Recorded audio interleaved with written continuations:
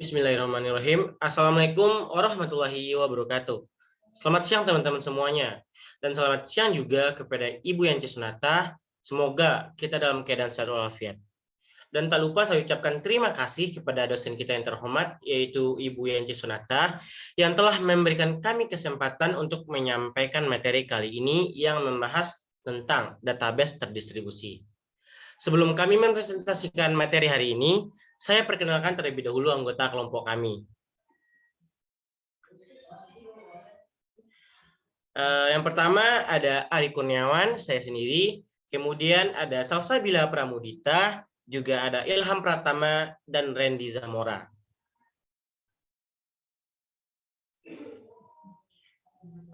Pada presentasi kali ini, ada beberapa poin penting yang akan kami bahas mengenai materi database terdistribusi ini. Dan untuk presentasi pertama akan saya jelaskan terlebih dahulu.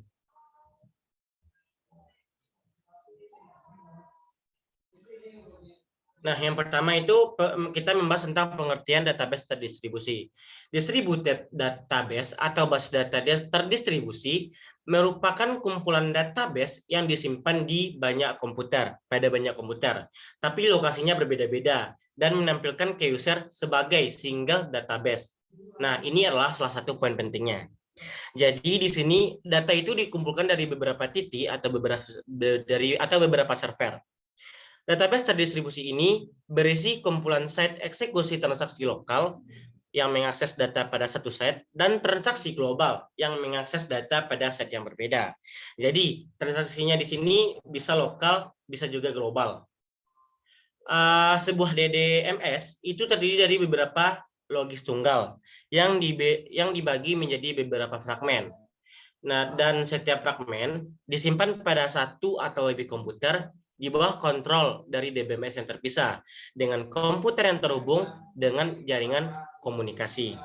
Dan titik kritisnya di sini apa? Nah, titik kritisnya di sini adalah komunikasi. Di jaringan, ia harus ada dan harus on 24 jam dalam seminggu. Karena memang kalau ada satu yang tidak terkoneksi berarti ada site yang down, yang artinya data tersebut tidak bisa diakses sehingga keutuhan data, integritas datanya itu tidak tercapai. Kecuali ada mekanisme tertentu yang ada backup-nya, seperti itu.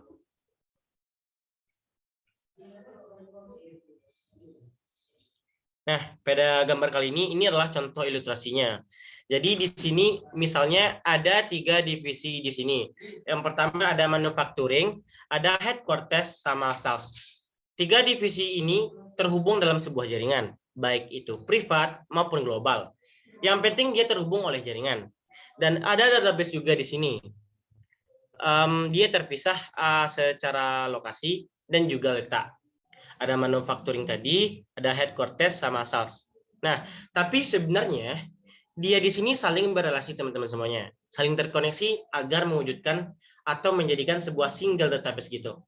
Sehingga kalau dia akses dari manapun dia akses, dia tetap mengakses satu sumber data yang sama. Jadi dari manapun sumbernya, dari manapun dia mengaksesnya, tapi tetap satu sumber data yang sama.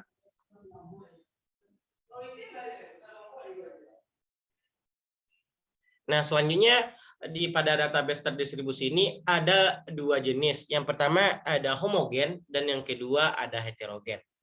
Yang homogen adalah suatu database terdistribusi di mana data didistribusikan pada komputer dengan menggunakan DBMS yang sama. Dan yang heterogen yaitu database terdistribusi heterogen ini perangkat kerasnya, sistem operasinya atau aplikasi mungkin berbeda di setiap lokasi. Situs yang berbeda dapat menggunakan model data yang perangkat lunak yang berbeda. Sebuah perbedaan dalam model data dapat memproses, namun pertanyaannya menyulitkan.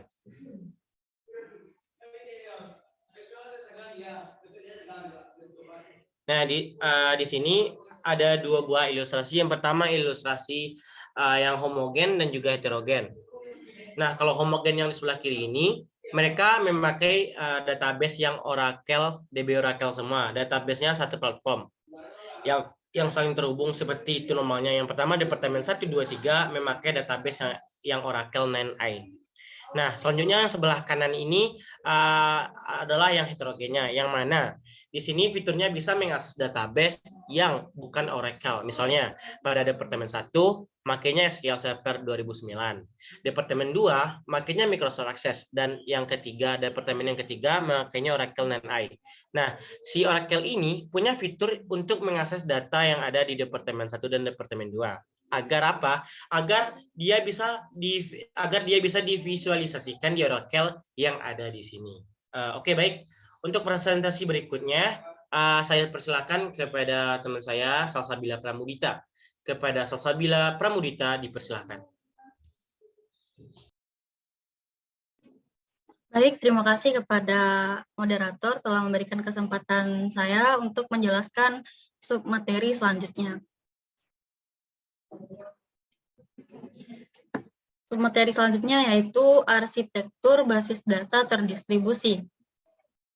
Terdapat 3 alternatif pendekatan untuk membedakan fungsi DBMS, yaitu ada arsitektur client server, collaboration server, dan middleware.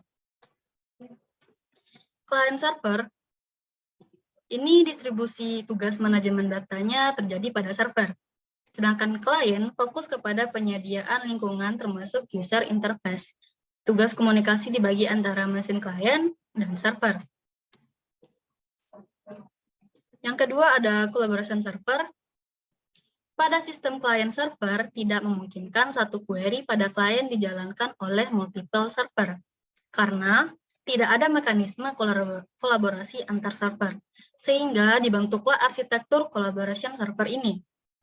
Yang ketiga ada middleware. Sistem middleware dirancang untuk memungkinkan satu query dijalankan pada multiple server dengan server-server basis data tidak mengelola eksekusi pada multi tempat.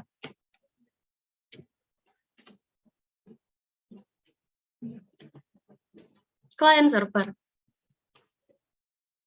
Klien bertanggung jawab pada antarmuka untuk user, sedangkan server mengatur data dan mengeksekusi transaksi, sehingga suatu proses klien berjalan pada sebuah personal komputer dan mengirim query ke sebuah server yang berjalan pada mainframe. Bisa dilihat pada gambar di samping, yang mana servernya itu adalah untuk mengeksekusi query, dan aplikasinya itu untuk bertanggung jawab untuk user interface-nya. Selanjutnya, collaboration server. Pada sistem ini, terdapat sekumpulan server basis data yang menjalankan transaksi data lokal yang bekerja sama mengeksekusi transaksi pada beberapa server seperti gambar. Bisa dilihat dari gambar sebelah kiri ini, terdapat beberapa server yang mengolah dan mengeksekusi suatu query. Jika server menerima query yang membutuhkan akses pada server lain, sistem membangkitkan subquery yang dieksekusi server lain dan mengambil hasilnya untuk bersama-sama. Selanjutnya ada middleware. Untuk koordinasi subquery dan eksekusi join dilakukan oleh perangkat lunak itu tersendiri yang disebut middleware. Bisa dilihat pada gambar ini, yang mana middleware itu letaknya di tengah-tengah hubungan antara klien dan si server. Submateri selanjutnya ada struktur basis data terdistribusi. Struktur basis data terdistribusi yang pertama itu harus ada jaringan komputer, karena sebuah sistem basis data terdistribusi hanya mungkin dibangun dalam sebuah jaringan komputer. Yang artinya user-user yang berada dalam jaringan tersebut sudah saling terhubung dan dapat saling berkomunikasi satu dengan yang lainnya. Yang kedua itu ada topologi jaringan. Topologi jaringannya yang terdiri dari topologi bintang atau star, topologi cincin atau ring, dan topologi bus. Sebelumnya, pada semester sebelumnya kita sudah mempelajari apa-apa saja topologi jaringan, maka dari itu kalau ada teman-teman yang merasa lupa bisa diulang kembali dengan gambar berikut. Terdapat pada gambar di sini ada contoh topologi ring, topologi star, dan ini topologi bus. Selanjutnya, struktur basis data terdistribusi itu ada data pada masing-masing situs dapat menangani aplikasi lokal secara otonom. Poin selanjutnya, data pada masing-masing situs di bawah kendali satu sistem manajemen database. Dan masing-masing DBMS berpartisipasi dalam sedikitnya satu aplikasi secara global. Sekian penjelasan dari saya, kembali ke moderator. Oke, baik. Terima kasih kepada Salsabila Pramudita. Selanjutnya, presentasi kita kali ini akan dilanjutkan oleh Ilham Agus Pratama. Kepada Ilham, dipersilakan. Baiklah, terima kasih kepada moderator yang telah memberikan saya kesempatan untuk membahas materi selanjutnya. Dan pada materi selanjutnya ini, kita akan membahas beberapa ciri-ciri basis data terdistribusi. Ada beberapa ciri-ciri basis data terdistribusi, yaitu sebagai berikut. Yang pertama adalah datanya yang terdistribusi. Pada basis data terdistribusi, data yang ada pada sistem database ini akan dipecah-pecah menjadi bagian-bagian kecil yang akan disebar ke setiap bagian dari jaringan data server. Jaringan data server ini nantinya akan berkomunikasi satu dengan yang lainnya saat mendapatkan permintaan data. Yang kedua, terdapat duplikasi atau replikasi pada sebagian atau seluruh data. Pecahan data yang tersebar pada sistem basis data terdistribusi bisa saja memiliki kesamaan dengan pecahan data yang tersebar antar satu server node dengan server node lainnya. Hal ini digunakan untuk backup data sehingga jika terjadi sesuatu yang tidak diinginkan, maka data tidak akan hilang. Yang ketiga, server basis data saling terhubung satu dengan lainnya. Setiap server yang menyusun sistem database terdistribusi pastilah terhubung antar satu dengan yang lainnya. Dengan menggunakan jaringan, baik itu jaringan lokal maupun jaringan publik, setiap pesan yang dikirim ke satu server node dengan satu node lainnya memiliki operasi yang sudah ditentukan diterima oleh server-server lainnya.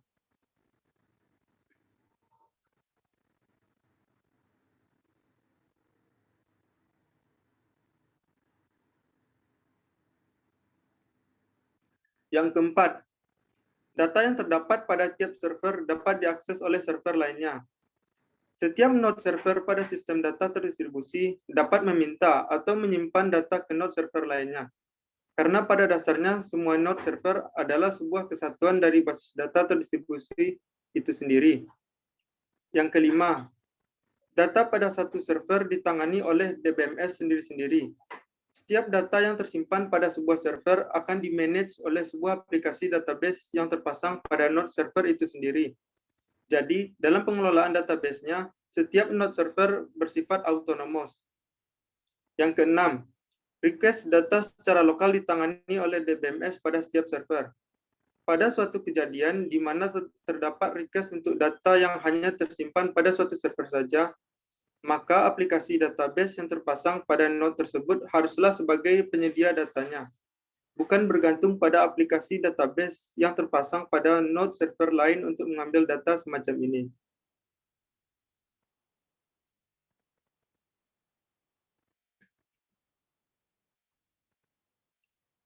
Selanjutnya yang ketujuh, setiap server harus ikut serta dalam paling tidak sebuah aplikasi global. Pada basis data terdistribusi, setiap node server akan berkomunikasi untuk menangani permintaan data yang bersifat campuran atas data-data yang tersebar. Paling tidak, ada sebuah aplikasi yang menggunakan beberapa node sekaligus untuk dapat memenuhi persyaratan sebuah sistem. Dapat dikatakan sebagai sebuah sistem basis data terdistribusi. Yang kedelapan, kegagalan pada suatu server tidak akan mempengaruhi server lainnya. Pada suatu kasus di mana terdapat server yang down atau tidak dapat diakses, maka node server lainnya tidak akan terpengaruh dan masih dapat menangani permintaan data lokal yang berada pada server tersebut. 9. Performa yang meningkat. Setiap database terdistribusi pasti memiliki peningkatan performa jika dibandingkan dengan sebuah sistem serupa dengan data yang tidak didistribusikan dengan spesifikasi komputer yang sama.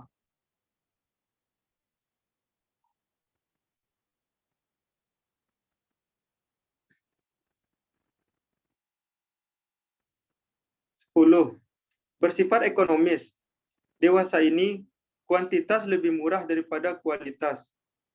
Spesifikasi server yang tinggi dengan harga yang sangat mahal dapat diimbangi dengan beberapa node server yang saling bekerja sama satu dengan lainnya. Meskipun spesifikasi tiap node server tersebut jauh lebih murah dibanding dengan sebuah server mahal yang berspesifikasi tinggi. 11. Bersifat modular. Setiap node server yang tergabung pada sebuah sistem basis data terdistribusi dapat ditambahkan atau dihilangkan dengan mudah dari sebuah sistem database terdistribusi. Sifat modular inilah yang membuat penerapan database terdistribusi sangat ideal bagi startup. Karena bila startup berkembang pesat, maka tidak perlu melakukan pergantian komputer ke server yang sangat memakan biaya. 12. Dapat berjalan terus-menerus tanpa waktu offline. Karena setiap node server berjalan dengan server sendiri-sendiri, asalkan terdapat duplikat server ataupun backup server, sebuah sistem database terdistribusi dapat berjalan terus-menerus tanpa waktu offline untuk maintenance. Hal ini bisa terjadi karena maintenance dapat dilakukan secara bergantian antara setiap node server, sehingga downtime dapat menjadi zero.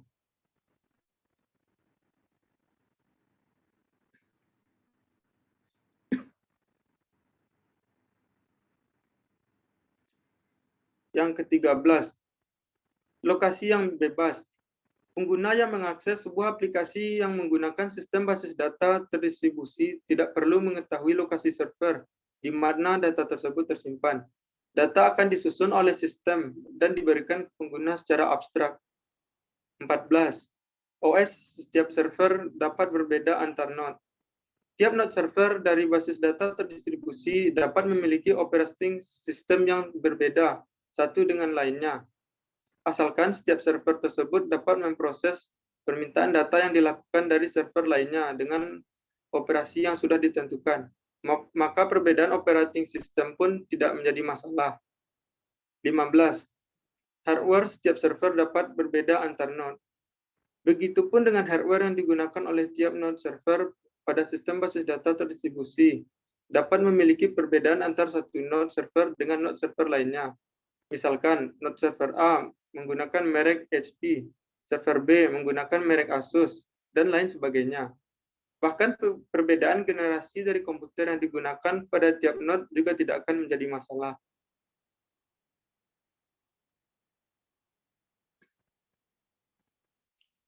Yang 16, yang terakhir, pemrosesan query yang terdistribusi. Pada sistem basis data terdistribusi, tiap query akan memiliki kesempatan untuk didistribusikan eksekusinya pada node server yang berbeda. Hal ini membuat optimalnya kecepatan pemrosesan dari sebuah query.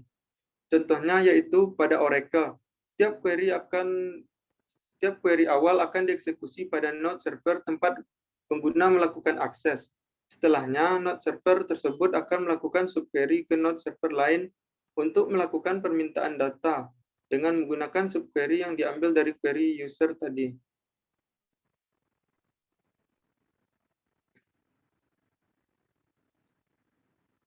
Submateri selanjutnya adalah kelebihan dan kekurangan basis data terdistribusi. Ada beberapa kelebihan dan kekurangan dari sistem basis data terdistribusi, yaitu sebagai berikut. Yang pertama, mari kita bahas kelebihannya. 1. Pengelolaan data yang didistribusikan bisa dilakukan secara transparan. 2. Pengembangan pada sistem basis data yang mudah dikembangkan. Yang ketiga, kinerja dari sistem basis data menjadi lebih meningkat. Yang keempat, berkaitan erat juga dengan kinerja dari keseluruhan perusahaan.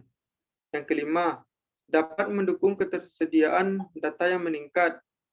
Yang keenam, mudah untuk digunakan oleh user. Yang ketujuh, pengaksesan data dari database menjadi lebih mudah untuk dilakukan. Yang kedelapan, mengacu pada struktur organisasi. 9, meningkatkan untuk berbagi dan otonomi lokal. 10, meningkatkan kehandalan. Dan yang terakhir, meningkatkan performasi kerja.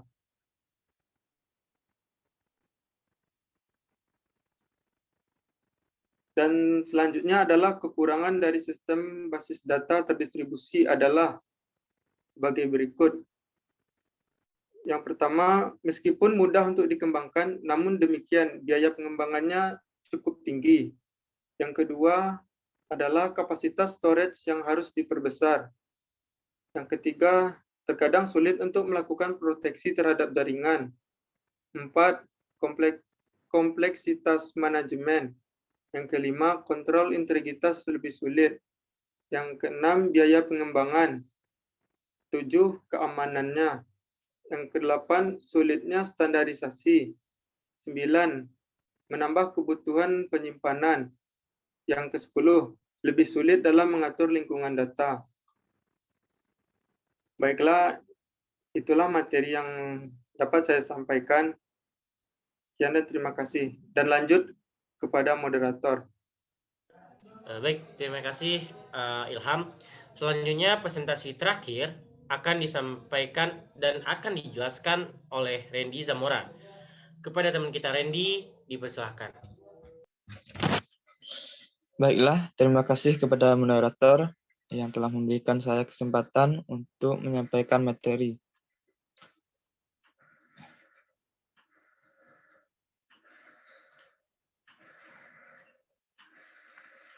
Perbedaan DDBMS dengan hardware. Yang pertama, DDMS. Dengan ciri-ciri kumpulan dari data yang digunakan bersama, yang berhubungan secara logik. Yang kedua, data dipecah-pecah menjadi sejumlah fragmen. Yang ketiga, fragmen dapat direplikasi. Keempat, fragmen atau replikasinya dapat dialokasikan atau ditempatkan ke suatu site. 5. Tempat-tempat atau site dihubungkan oleh jaringan komunikasi. Yang keenam, data yang terdapat pada setiap site berada di bawah kontrol atau pengawasan dari DBMS. Yang ketujuh, DBMS yang terdapat pada setiap site dapat mengatur aplikasi-aplikasi lokal secara otonom. Dan yang terakhir, setiap DBMS berpartisipasi paling sedikit dalam sebuah aplikasi global. Baiklah, yang kedua yaitu hardware. Dengan karakteristik sebagai berikut. Yang pertama dapat dilihat kasat mata. Yang kedua dapat disentuh dengan tangan. Ketiga mempunyai bentuk fisik. 4. Bersifat keras. 5. Terdapat pada bagian luar sebuah komputer. 6. Sebagai media penengah atau penyambung antara user dan software. Dan submateri selanjutnya yaitu contoh basis data terdistribusi sebagai berikut. Yang pertama Apache Ignite, selanjutnya Apache Cassandra, Apache HBase, Couchbase Server, Amazon SimpleDB, ClusterPoint, dan terakhir Foundation DB. Baiklah, itu materi yang dapat saya sampaikan. Terima kasih dan kembali ke moderator. Baik, terima kasih kepada Randy Zamora. Nah, sekianlah presentasi dari materi kami teman-teman semuanya, yaitu materi tentang database terdistribusi. Nah, jikalau ada perkataan yang mungkin teman-teman kurang pahami, kami mohon maaf. Dan untuk teman-teman yang ingin mengajukan pertanyaan kepada kami persilahkan. Sekian presentasi dari kami. Terima kasih sudah menyaksikan. Assalamualaikum warahmatullahi wabarakatuh.